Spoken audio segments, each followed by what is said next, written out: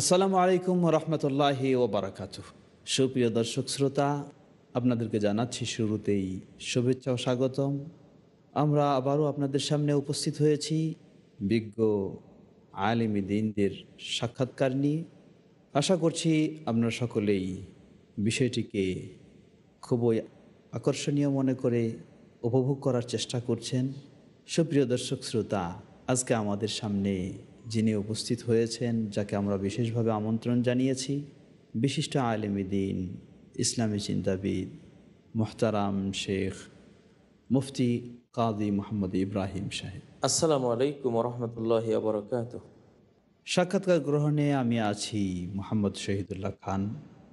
সুপ্রিয় দর্শক শ্রোতা, এবার আমরা মোহতারামের কাছে যাচ্ছি। ধন্যবাদ মোহতারাম, আপনাকে স্বাগতম জানাচ্ছি। জি, আপনাকেও অনেক অনেক মোবারকবাদ।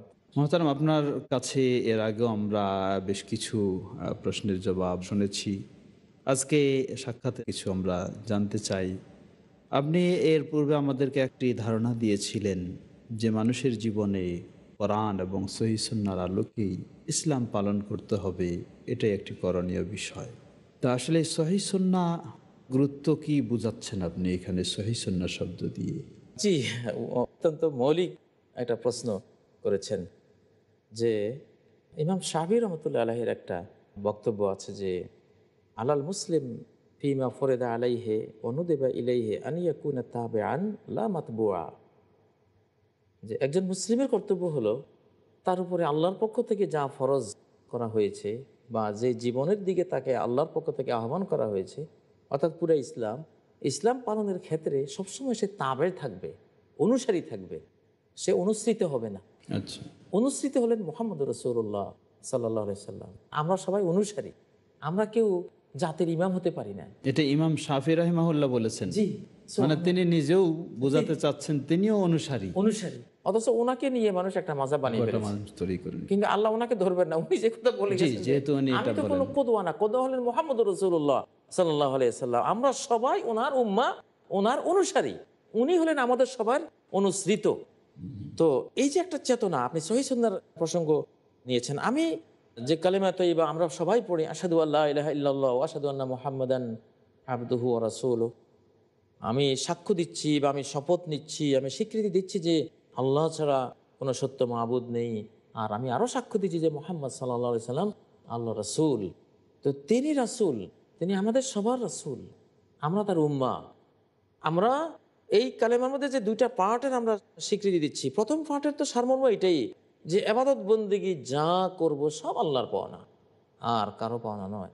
আল্লাহ লিল্লাহিদ দীনুল খালিস, সূরা জুমারের 3 নম্বর আয়াতে আল্লাহ যেমন বলেছেন যে খাঁটি ইবাদত, শিরক মুক্ত, রিয়া মুক্ত ইবাদত একমাত্র আল্লাহ। আচ্ছা, তো সেই ইবাদতটা যে আমরা করব, একটা মডেল তো লাগবে। জি জি, সেই মডেলটা কে? মুহাম্মদুর রাসূলুল্লাহ সাল্লাল্লাহু সাল্লাল্লাহু আলাইহি আলাইহি সাল্লাম। তাহলে এই কালেমার দুইটা পার্টের অর্থ কি হলো? যে সব ইবাদত আল্লাহর, আর ইবাদতের কাটিংটা হলো মুহাম্মদুর রাসূলুল্লাহ সাল্লাল্লাহু আলাইহি সাল্লামের। এই দুইটাই তো। তাহলে আমি আমার জীবনে যা করব মুহাম্মাদি নিয়মে, মুহাম্মাদি তরিকায়, মুহাম্মদ সাল্লাল্লাহু আলাইহি সাল্লামের সুন্নাহ অনুসারে আমাকে করতে হবে। তো এই যে একটা সহি ধারা, যে কালেমার মধ্যে কিন্তু আমরা সবাই বলছি আমার অনুসরণীয় ব্যক্তি আর কেউ নেই, আমার অনুসরণীয় ব্যক্তি একমাত্র মুহাম্মদুর রাসূলুল্লাহ সাল্লাল্লাহু আলাইহি সাল্লাম, তিনি আমার ইমাম। সল্লু কামা রাআইতুমুনি উসাল্লি। সহিহ বুখারীতে যে হাদিসটা এসেছে যে তোমরা আমাকে যেভাবে সালাত পড়তে দেখো ঠিক সেভাবে পড়ো। মোহতারাম, আপনি একটা কথা বললেন ইমাম শাফি রাহিমাহুল্লাহ তিনি কিভাবে গুরুত্ব দিয়েছেন। আসলে এই সহিহ সুন্নাহর গুরুত্ব তো প্রসিদ্ধ সব ইমামগণই মনে সব হয় ইমাম, জি দিয়েছেন। জি জি ইমাম জি। আবু হানিফা রাহিমাহুল্লাহ তিনিও এই ধরনের একটি ইজা মূল্যবান সহাল হাদিস বক্তব্য ফাহুয়া রেখেছেন। মাযহাবি। জি জি জি, হাদিস যদি সহিহ হয় সেটাই আমার মাযহাব। দুর্বল হাদিস আমার মাযহাব না। দুর্বল হাদিস হলে কিন্তু আমি মানবো না, আর জাল হলে তো মানার প্রশ্নই আসে না। আমার মাযহাব হইতে হলে হাদিসটা সহিহ হইতে হবে, সেটা হাদিস হইতে হবে। তাহলে সেটা কেউ বানাই বললে হবে আমরা না। যারা ইমাম আবু হানিফা রাহিমাহুল্লাহর অনুসারী বলে নিজেকে দাবি করি, আবার আমরা তো অনেক সময় সহিহ হাদিসের গুরুত্ব দেই না, এটি কেমন হতে পারে? তাহলে যারা দঈফ হাদিস বা জাল হাদিসের উপর চলবে তারা হানাফি মাযহাবের লোক না। কারণ ইমাম সাহেব শর্ত দিয়েছে, আল্লাহ, এজা সহাল হাদিসু ফাহুয়া মাযহাবি। অত্যন্ত গুরুত্বপূর্ণ কথা যে বল। তোমরা আমার নামে খবরদার কিছু চালাইবে না, আমি সহিহ হাদিস যা আমি তা।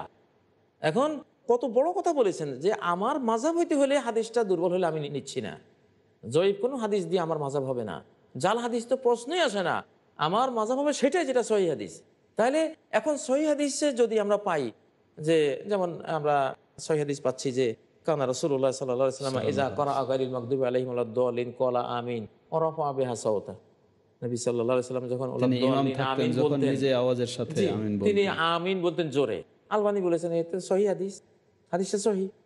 তাইলে এইটাই হানাফি মাযহাব এখন। এটাই। ইমাম সাহেবের কথা অনুসারে ধন্যবাদ।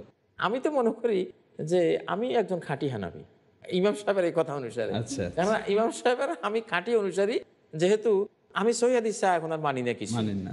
অতএব উনি বলেছেন তোমরা সহিহ হাদিস মানবা, এটাই সবাই ইমাদের কথা। ইমাম শাফিরও কথা এটা, ইমাম আহমদের কথা এটা, ইমাম মালিকেরও কথা এটা, মুহাম্মদুর রাসূলুল্লাহ সাল্লাল্লাহু আলাইহি ওয়াসাল্লামের যারা উম্মত তাদের কথা তো এর বাইরে যেতে পারে না। সাহাবীরা বলতেন, ইবনে আব্বাস বলতেন যে কুন্না মাররাতান ইজা সামিনা রাজুলান ইয়াকুলু ক্বালা রাসূলুল্লাহ সাল্লাল্লাহু আলাইহি ওয়াসাল্লাম আসগাইনা ইলাইহি বিআযানিনা। আমাদের এক সময় ছিল যখন কেউ ক্বালা রাসূলুল্লাহ সাল্লাল্লাহু আলাইহি ওয়াসাল্লাম বলতো, আমরা আমাদের কান সেদিকে আমরা ধাবিত করতাম এবং আমাদের হৃদয়গুলি সেদিকে ধাবিত করতাম, একেবারে সাইলেন্ট হয়ে এমনভাবে শুনতাম মনে হয় যেন মাথায় পাখি বসে আছে, কান্নামা আলা রুউসিনা তয়ির, যেন পাখি বসে আছে। রসুলের সামনে এইভাবে শুনতাম, পরও এই অবস্থায় ছিল আমাদের। কিন্তু আম্মায় যারা কেপ্তুম কুল্লা সয়াবিন ওজালুল ফাহাইহাত, এখন দেখি যে তোমরা ওই ভালো উটের পিঠেও সাওয়ার হও, আবার যেগুলি কোনো রাস্তা চলতে পারে না এগুলির উপরেও সাওয়ার হও। তার মানে সহিহ হাদিসও নাও, জয়ীফ হাদিসও জয়ীফ নাও, দুর্বলও নাও, জালও নাও। এখন যখন এইভাবে শুরু করেছো, এখন আর ক্বালা রাসূলুল্লাহ সাল্লাল্লাহু আলাইহি ওয়াসাল্লাম কেউ বললে আমরা আগের মতো আর তার দিকে তাকাই না, যতক্ষণ পর্যন্ত না আগে না বুঝি যে লোকটা কেমন বা হাদিসটা সহিহ কিনা। আগে কিন্তু ক্বালা রাসূলুল্লাহ সাল্লাল্লাহু আলাইহি ওয়াসাল্লাম বললেই আমরা, কারণ তখনও জাল জয়ীফ হাদিস কেউ বানাতো না বা এরকম কোন হাদিস কেউ সাহাবীদের যুগে। তো যাই হোক, এখন কথা হলো এটাই যে ইমাম আবু হানিফা বলেন, ইমাম শাফিঈ, ইমাম মালিক, ইমাম আহমদ, সাহাবায়ে কেরাম এবং রাসূলুল্লাহ সাল্লাল্লাহু আলাইহি সাল্লাম, আল্লাহ তাআলা নিজে সূরা আল আরাফের যেটা 33 নম্বর আয়াত, যে শিরিকের থেকেও বড় গুনাহ হলো সঠিকভাবে যে সম্পর্কে আমি জানবো না, সেটা আমি আল্লাহর ব্যাপারে বলতে পারবো না, আল্লাহর দ্বীনের ব্যাপারে সেটা বলা যাবে না। যে ওয়ান তুশরিকু বিল্লাহি মা লাম ইউনাজ্জিল বিহি সুলতানা, তারপরে বলেছেন ওয়ান তাকুলু আলাল্লাহি মা লা তা'লামুন। শিরকের থেকে আরো একটা বড় পাপ হলো যেই বিষয়ে আমার কোরআন অথবা সহিহ সুন্নাহ দ্বারা আমি জানবো না। দিনের বিষয়ে কিছু বলা মানেই হলো আল্লাহর বিষয়ে এটা। জি জি, আল্লাহর বিষয়। তো ইমাম ইবনে তাইমিয়া সুন্দর একটা মূলনীতি বলেছেন যে কুল্লু মান ক্বালা ফিদ দীনি বিগাইরি ইলমিন ফাকাদ কাযাব। ইসলাম সম্পর্কে কোরআন বা সহিহ সুন্নাহ থেকে না জেনে কিছু বলাই হলো মিথ্যা কথা। যেই বলবে এরকম সে মিথ্যাবাদী। আল্লাহ রাসূল সাল্লাল্লাহু আলাইহি ওয়াসাল্লাম তো মনে হয় এরকম ভাবে বলেছেন। জি, যেমন মান কাযাবা আলাইয়া মুতাআম্মিদান ফালিয়াতাবাওয়া মাকআদাহু মিনান নার, ইচ্ছা করে যদি কোনো মিথ্যা আমার উপরে কেউ আরোপ করে সে যাতে জাহান্নাম থেকে তার ঠিকানা তৈরি করে নেয়। সহিহ বুখারী, সহিহ মুসলিমের হাদিস। তো এখানে দুইটা উদাহরণ আছে। হাদিসে যে যা শুনবে সেটাই বর্ণনা করলেই জি মিথ্যাবাদী হওয়ার জন্য যথেষ্ট। জি জি, কাফা বিল মার'i বিকুল্লি মা সামিআ। তো দ্বীন সম্পর্কে সঠিক কোরআন ও সুন্নাহ না জেনে যদি কেউ বলে সে যে মিথ্যাবাদী, এটা সহিহ বুখারীতে দুইটা ঘটনা আমরা নিয়ে আসতে পারি।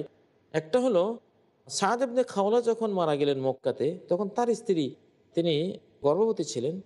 তো স্ত্রী যদি গর্ভবতী হয়, স্বামী মারা যায়, তাহলে সন্তান জন্ম হলে তো ইদ্যুৎ শেষ। জি, ইদ্যুৎ শেষ। আউলাতুল আহমালে আজালুহুন্না আন ইয়াদানা হামলাহুন্না, সূরা আত-তালাকে যেটা আল্লাহ বলেছেন যে গর্ভবতীদের ইদ্যুৎ হলো তাদের সন্তান জন্ম হয়ে যাওয়া। তো ওনার স্ত্রী সন্তান জন্মের পরে ওনাকে আবু সানাবিল ইবনে বাকাক এক সাহাবী বিয়ের প্রস্তাব করলেন। তো প্রস্তাবে ওই মহিলা তেমন একটা সাড়া দেন নাই। সাড়া না দেওয়ার কারণে আবু সানাবিল বললেন তোমার এখন ইদ্যুৎ শেষ হয় নাই, 4 মাস 10 দিন। কারণ স্বামী মারা গেলে তো সূরা ফাকার আয়াত অনুসারে যারা গর্ভবতী না তাদের জন্য হলো 4 মাস 10 দিন। উনি এই মহিলার উপরে ওই ইদ্যুৎটা তিনি চাপিয়ে দিলেন, এই আশায় যে লং টাইম থাকলে হয়তো ওনাকে চিন্তা করবে, চিন্তার একটা সুযোগ পাবে, দেখি রাজি হয় কিনা। তো উনি বললেন যে না, তোমার ইদ্যুৎ হলো 4 মাস 10 দিন। তো ওই মহিলা গেলেন রাসূলুল্লাহ সাল্লাল্লাহু আলাইহি ওয়াসাল্লামের দরবারে, ওখানে গেলেন, গিয়ে বললেন ইয়া রাসূলুল্লাহ, আবু সানাবিল তো এইভাবে বলছে, আমি তো সন্তান আমার জন্ম হয়ে গেছে, আমি জানি আমার ইদ্যুৎ নাই। নবীজি কি বললেন? কাযাবা আবু সানাবিল বাল হালাল তেফান কেহি, আবু সানাবিল মিথ্যা বলেছে।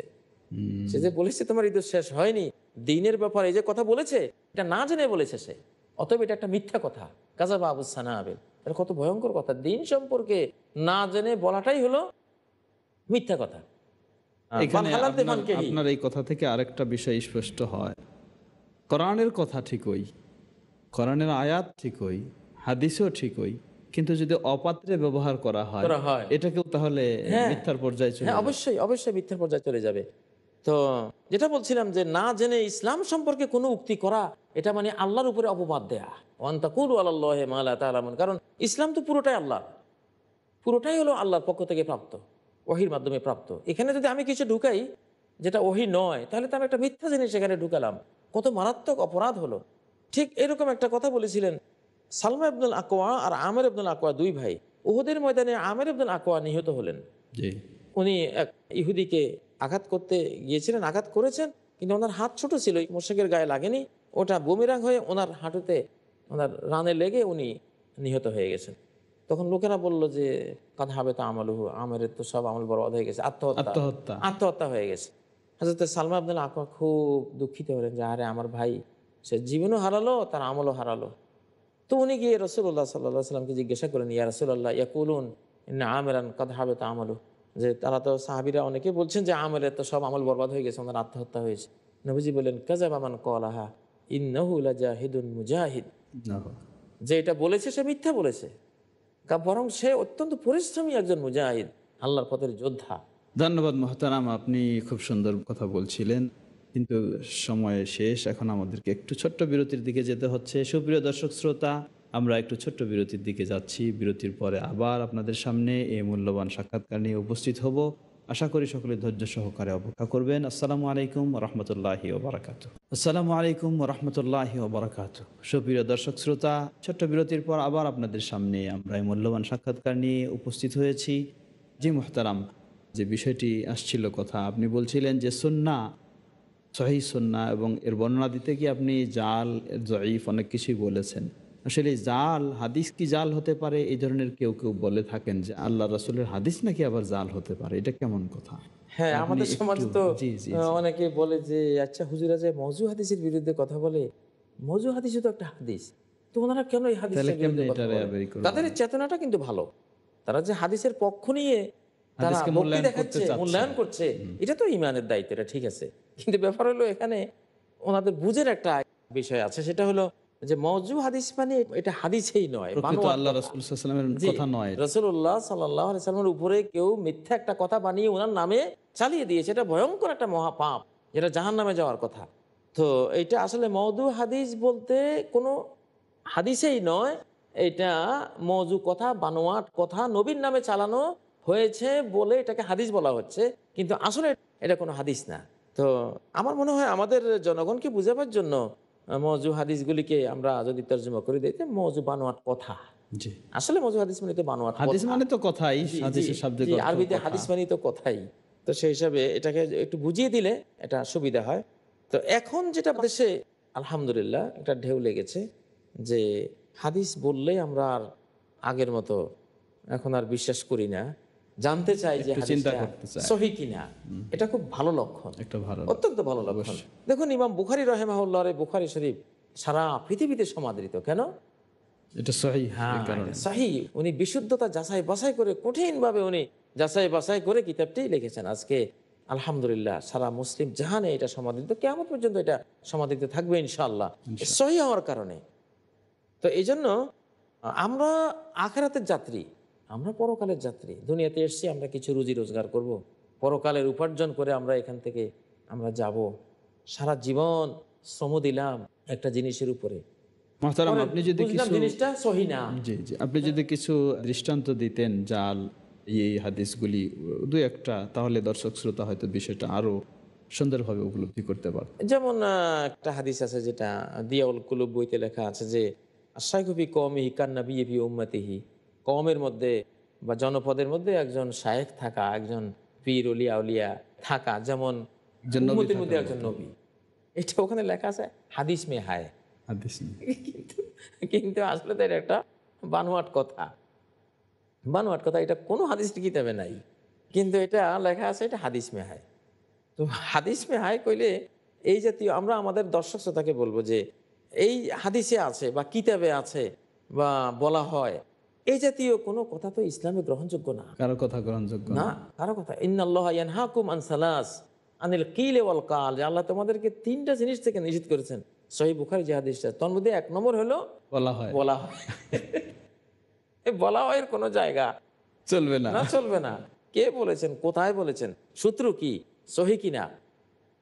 যেটা ইমাম আবু হানিফা সাহেবের কথা হিসাবে খুব বেশি আমরা জানি, যা সহাল, এটা একটু আগে আমরা বলেছি, যা সহাল হাদিসু ফাহুয়া মাযহাবি, যে এটা সহিহ হাদিস কিনা, সব ইমামদেরই কথা, সব মুহাদ্দিসিনদের, যারা সহি এবং দয়ীফ যারা বাছাই করে তাদের কথা। তো এখন বলা হয়, কিতাবে আছে, মুরব্বীরা বলেছেন, এই জাতীয় কথা তো ইসলাম না।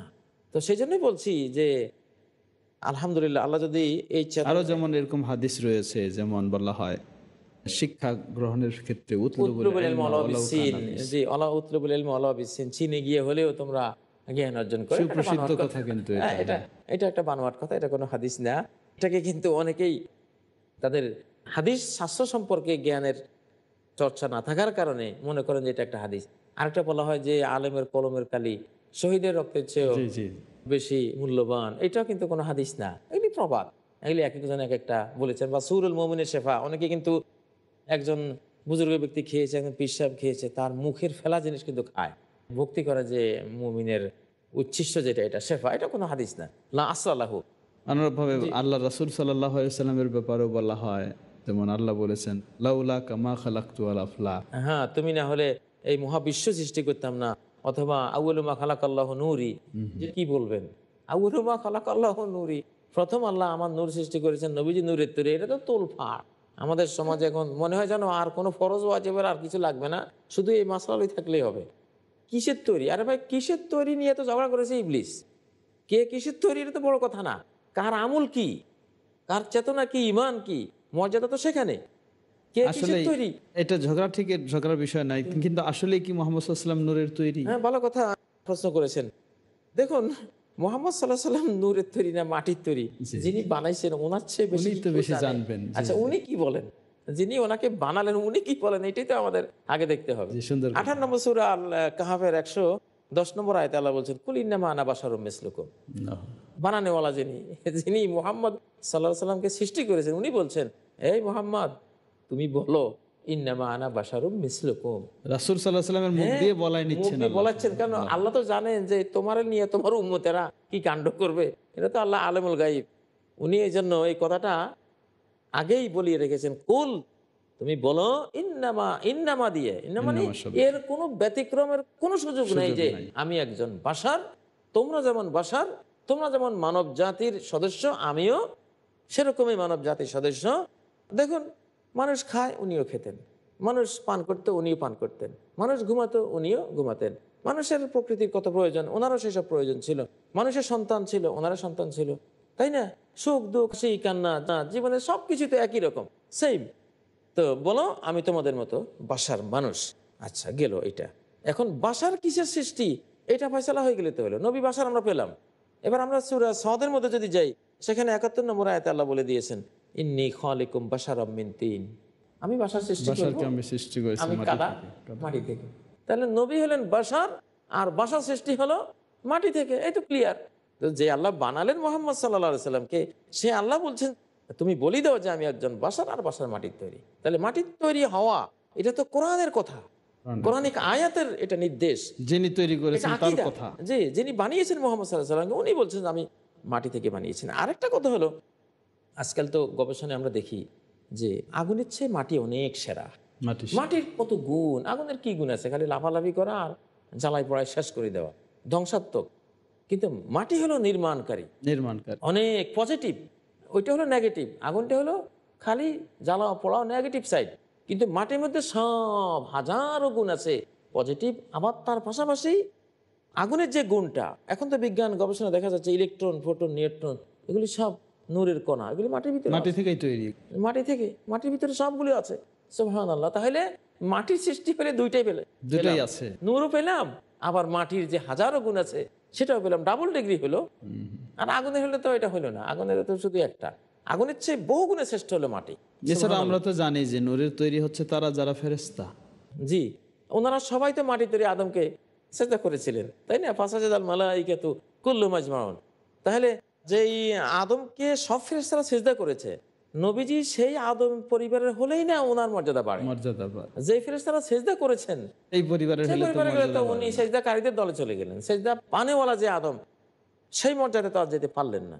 তাহলে এমন উম্মতি হলাম, খালি নবীর দাম কমাবার জন্য আমরা কাজ করতেছি। কাজ করছি। এটা আসলে আমাদের অজ্ঞতা। তো যেটা আপনি বলেছেন যে সমাজে আসলে অনেকগুলি বানোয়াট বানোয়াট হাদিস জিনিস রয়েছে। এইভাবে কিন্তু চালু আছে। তো এই জিনিসগুলো আমাদের সমাজে থাকার কারণে কোরআন সুন্নামুখী আমরা হতে পারি না। পারছি। যেমন বলা হয় যে একটা উসিলা না ধরলে কোনো বাঁচার কোনো উপায় নেই। সুন্দর শিশুকাল থেকেই বা চেতনা যে কার কাছে যাবে, একজন লোক না ধরলে তো উসিলা নাই, আমার তো কোনো আখেরাত নাই, উপায় নাই। এই যে একটা ডর মানুষের ভিতরে, এই ভয়ে কিন্তু মানুষ যাকে যেখানে পায়, ল্যাংটা ফকির বলেন, তারপরে ওই মামা বলেন, পীর সাহেব বলেন, বুজুর্গ বলেন, মানুষ একদিকে ওসিলা ছুটে। হিসেবে ধরা একটা হচ্ছে। উসিলা। অথচ কত মারাত্মক কথা যে সূরা আল মাইদার যে 35 নম্বর আয়াতটা, যে অবতাগু ইলাইহিল ওয়াসিলা, এটা তো ওসিলা মানে তো আত্মাকাররুব, আল্লাহ নৈকট্য চাও।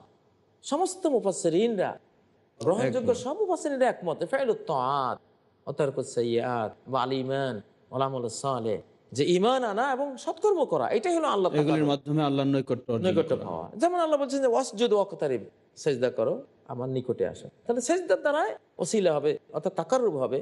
তারপরে যেমন সহিহ বুখারীতে এসেছে যে মা তাকাররাবা ইলাইয়া আবদি বিমিসলি মা আফতারাতুহু আলাইহি, আমার বান্দার উপরে আমি যেগুলো ফরজ করেছি ইবাদত, এগুলো দিয়ে যেই নৈকট্য সে আমার পাবে, আর কোনো কিছু দিয়ে এত নৈকট্য পারবেন। পাবে না। ওয়ালা ইয়াজালু আবদি ইয়াতাকাররাবু ইলাইয়া বিন-নওয়াফিল হাত্তা উহিব্বা, বান্দা আমার নৈকট্য পেতে থাকে নফল ইবাদত করতে করতে। তাহলে ওসিলা চাও মানে নৈকট্য চাও, আর নৈকট্য আসবে ফরজ ইবাদত দিয়া আর নফল ইবাদত দিয়া। এখন একদল লোক বলতেছে আমরাই হলাম সেই ফরজ নফল, সেই ওসিলা আমরাই সেই ওসিলা, নাউযুবিল্লাহি মিন যালিক। তো এই জিনিসগুলি আসলে, এগুলি না হলে, এগুলি থেকে বেরিয়ে আসতে না পারলে আমাদের আখিরাতে গিয়ে দেখবো যে সারা জীবন যা শ্রম দিলাম, আল্লাহ যেমনটা সূরা আল ফুরকানে বলেছেন ওয়াকাদিমনা ইলা মা আমিলু মিন আমাল ফাজআলনাহু হাবাআম মানসুরা। মাহতারাম, সুন্দর আপনি ওসিলার একটা প্রসঙ্গ নিয়ে এসেছেন। আসলে এই ওসিলার দোহাই দিয়েও তো আমাদের সমাজে আরেকটা প্রচলন রয়েছে, সেটা হলো ওসিলা পাওয়ার জন্য যে কোনো পীর সাহেবের কাছে গিয়ে মুরিদ না হলে উপায় নাই। হ্যাঁ, কিন্তু দুঃখিত সময় আমাদের হাতে আর নেই। আবার হয়তো আপনাকে আমরা পেলে ইনশাআল্লাহ এই কথাগুলি আমরা জেনে নিব ইনশাআল্লাহ। জাযাকুমুল্লাহ খায়ের। সুপ্রিয় দর্শক শ্রোতা, আপনার ধৈর্য সহকারে অত্যন্ত উপলব্ধি করছিলেন এই মনজ্ঞ সাক্ষাৎকার।